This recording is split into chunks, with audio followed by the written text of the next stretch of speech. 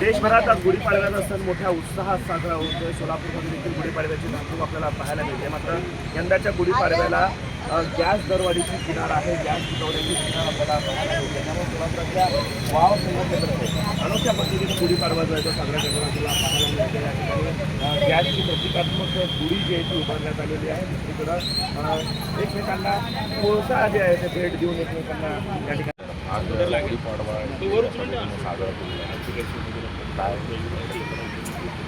सर्वप्रथम आपल्या माध्यमातून आणि आपल्या सर्वांना आणि आपल्या सर्व बांधवांना जे काही आपले प्रेक्षक आहेत त्यांना सगळ्यांना गुढीपाडव्याच्या हार्दिक शुभेच्छा. आम्ही आज इथं सिलेंडरची गुढी उभी केलेली आहे, कारण सध्याला सिलेंडरच्या तुटवड्यामुळे अन्न, वस्त्र, निवारा या मूलभूत सुविधेमधील अन्न जे आहे ते शिजवण्यासाठी खूप मुश्किल झालेलं आहे. लोकांना घरी सिलेंडर मिळत नाही आहेत. प्रत्येक गॅस एजन्सीच्या बाहेर रांगा लागलेल्या आहेत. 2-2 किलोमीटरपर्यंतच्या रांगा आहेत. 3000-4000चं वेटिंग चालू आहे. आणि हे का उद्भवलं आहे तर आपली आता सरकारला दोष देण्यात पण काही अर्थ नाही आहे. आपण सगळेजण बघतोय की इराण आणि इस्रायल या 2 देशाच्या युद्धामुळे सगळेच देश भरडले जात आहेत. आणि हे देश भरडले जात आहेत का तर ह्याच्यात सगळ्यात महत्त्वाचं म्हणजे गॅस टंचाई होत आहे. आपण इतर कुठलीही टंचाई आपण सहन करू शकतो. एक वेळ पेट्रोल पंप नसेल, आपण घरात बसू, पेट्रोल पंप बंद असतील किंवा कोविडच्या पिरियडमध्ये आपण बघितलं सगळं काही बंद होतं, आपण सगळ्यांनी सहकार्य केलं, सगळेजण आपण घरी बसलो.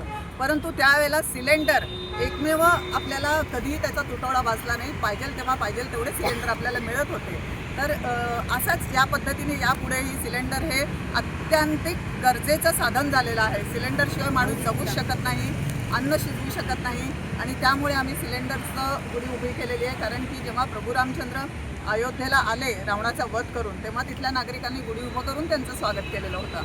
तर आम्ही पण असंच रामचंद्राच्या चरणी आज प्रार्थना करत आहोत की भविष्यात कुठलीही टंचाई येऊ दे, परंतु गॅस सिलेंडरची टंचाई कधीही येऊ नये. त्याच्यासाठी आम्ही ही गुढी पेढे लाडू वाटपाऐवजी कोळसा वाटप केलेला आहे. हां, कारण की आता लोकांना सिलेंडर नसेल तर दुसरा पर्याय काय, तर पूर्वी आपण कोळशाने चूल पेटवूनच स्वयंपाक केला जात होता. तर आता नागरी पुरवठा मंत्री छगन भुजबळ साहेब यांनी सांगितलं की पेट्रोल पंपावरती आम्ही केरोसिन देईन, कोळसा उपलब्ध केला जाईल. त्यामुळे आज आम्ही एकमेकींना कोळसा देऊन की इथून पुढचे दिवस हे आता कोळशाचेच आहेत, चुलीवर स्वयंपाक करा, हेल्दी राहा, हा संदेश देण्यासाठी आम्ही आज कोळसा वाटप केलेला आहे.